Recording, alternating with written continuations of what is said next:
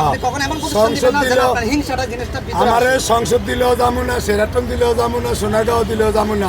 অতএব কেউ আয়া লজ্জা হাইয়েন না, আমারও চাইয়েন না। আমি এনেই বাঁচবো মরবো। এটি বুঝে না ইউটিউবালারা ভাই। আপনি এখন থেকে শপথ করবেন। আর নাহলে ব্যাকে বুঝে, এরা আপনি বুঝে আজকে না। সবার সামনে শপথ করেন, আপনি আজকে 5 নামাজ পড়বেন। আমাকে কথা দিন। অবশ্যই। ইনশাআল্লাহ 5 ওয়াক্ত নামাজ পড়লে সুবিধা হয় কি জানেন? আপনার বাইল হতে হবে না। দুনিয়াবি বাইল কোনো দরকার নেই।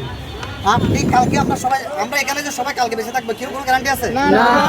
আমরা তো মিজান ভাই কালকে চলে যেতে, আমি কালকে চলে যেতে পারি। তাহলে হিসাব নিকাশটা কালকে থেকে শুরু হচ্ছে আমাদের। তাই এই জন্য বলতেছি, আপনার সেভিংসটা আপনার কবর এবং আখিরাতের জন্য।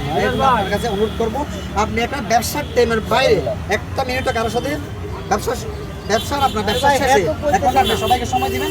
এরপরে আপনি কি করবেন? আপনি সোজা স্টেটলি আপনি বাসায় চলে যাবেন, আপনার পারিবারিক সময় দিবেন, নামাজ দোয়া করবেন, আল্লাহর কাজে ব্যস্ত থাকবেন। আপনার কাছে এটাই অনুরোধ রইল।